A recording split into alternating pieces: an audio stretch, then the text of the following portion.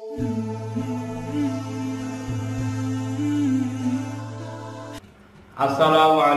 warahmatullahi nahmaduhu wa nusalli ala rasulillah amma ba'd alhamdulillah বন্ধুগণ আমরা যে আলোচনাতে যাব এখন সেই বিষয়টা হলো রমজান মাসে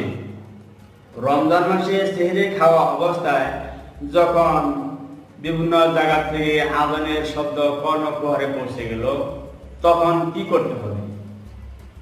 সেহরি খানা অবস্থা যখন তার কানে আসলো আযানের ধ্বনি তখন কি করবে, খানা থেকে সে বিরত দিবে, বাদ দিয়ে দিবে, খানা না খানা খাবে।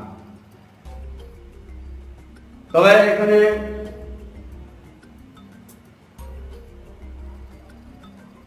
এখানে আল্লাহ নবী সাল্লাল্লাহু আলাইহি ওয়াসাল্লাম বলেছেন,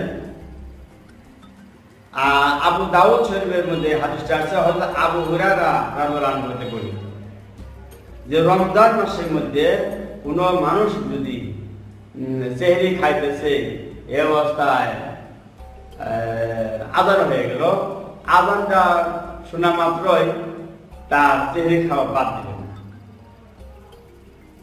সেহরি যে তার কষ্ট হবে এমন মানুষ আছে, দুর্বল মানুষ, তার রোজাটা রাখতে হবে, রোজা ফরজ, সেহরি খাওয়া সম্ভব না। তবে খুব তাড়াহুড়া করে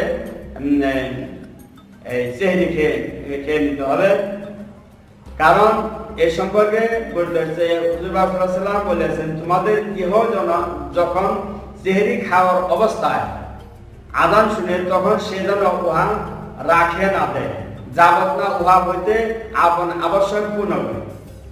তাহলে বোঝা গেল কি, যখন আযান হয়ে গেল খুব তাড়াতাড়ি সেহরি খেলে নিতে হবে, কারণ সারা দিন সে একজন কর্মঠ মানুষ, হাড় ভাঙা পরিশ্রম করবে, অথবা সারাটা দিন একদম কোনো কিছুই পান করতে পারবে না, খেতে পারবে না, তার কষ্ট হবে।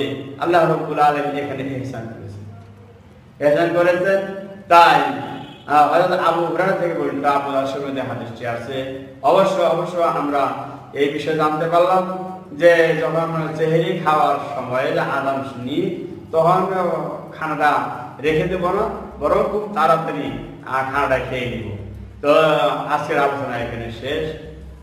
আমাদের ভিডিও যদি আপনার ভালো লাগে লাইক দিন এবং ইসলামের প্রচার ও প্রসারের জন্য, ইসলামের তারাক্কির জন্য বেশি বেশি করে আপনাদের বন্ধু বান্ধবের কাছে শেয়ার করুন এবং আমাদের সাথে থাকতে হলে আমাদের চ্যানেলটি সাবস্ক্রাইব করুন।